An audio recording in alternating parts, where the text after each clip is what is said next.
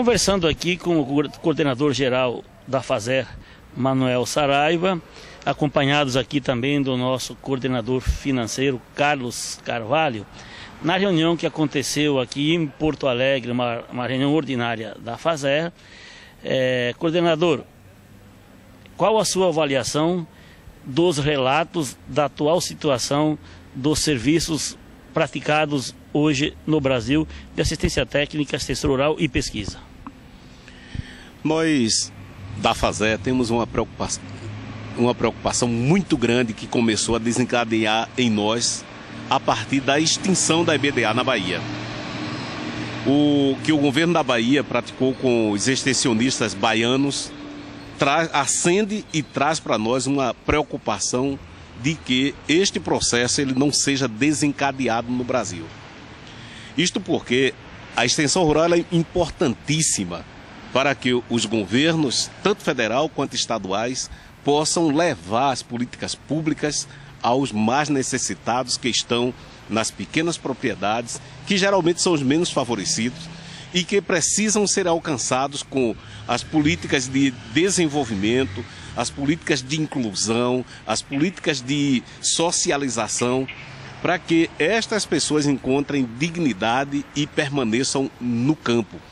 A extensão rural ela é hoje um dos canais em que o governo ele transfere recursos, em que o governo realiza operações bancárias volumosas.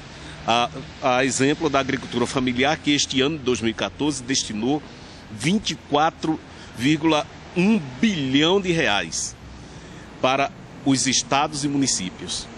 Além das chamadas públicas, onde houve estado, a exemplo do Rio Grande do Sul, que captou em 2014 mais de 100 milhões de reais para ações políticas e sociais nos estados.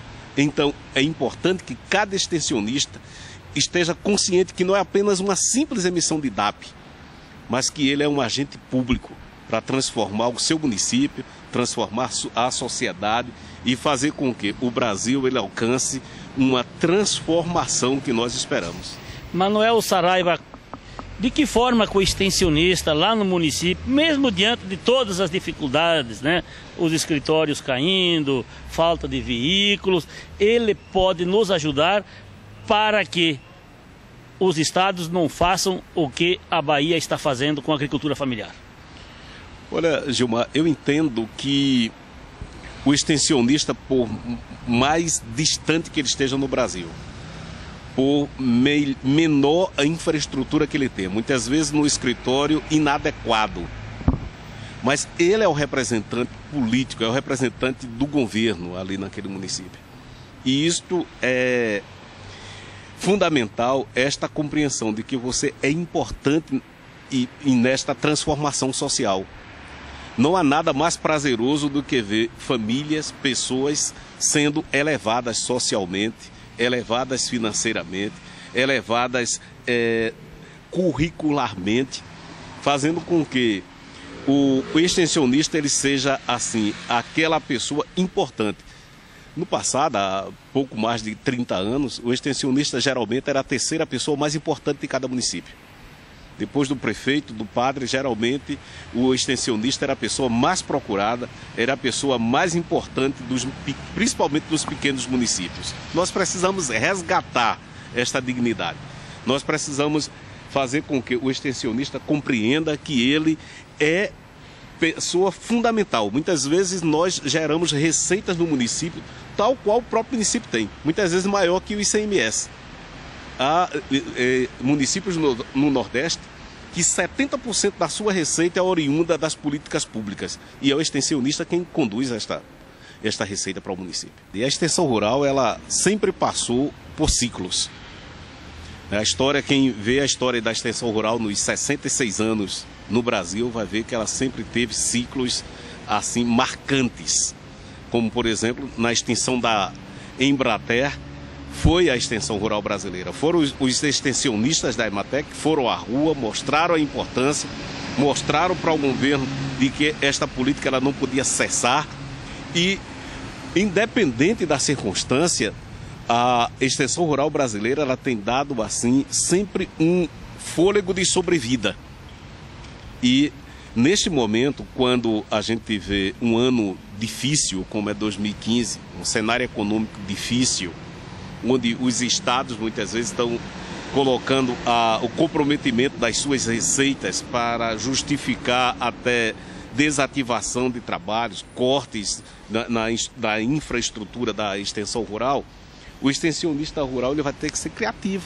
Ele vai precisar buscar apoio, cooperação nos movimentos sociais, apoio nos produtores, apoio nas associações, nos sindicatos rurais dos municípios, para que esta ação ela não cesse.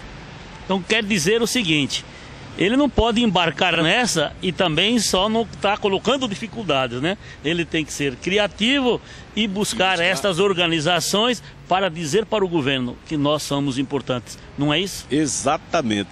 O extensionista, quando ele estabelece parcerias, ele, em vez dele se enfraquecer, ele está se fortalecendo.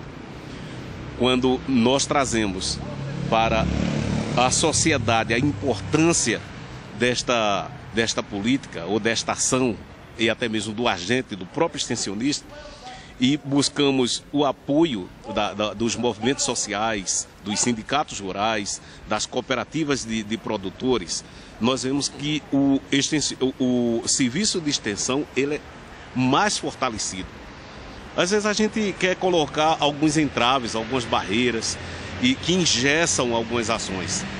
Mas a extensão rural, a sociedade, ela tem demandado como sendo uma das políticas mais importantes. Isto é o que tem surgido nas conferências, tanto de ATER, quanto nas conferências de desenvolvimento rural sustentável, que a extensão rural ela é essencial para o desenvolvimento do interior do Brasil.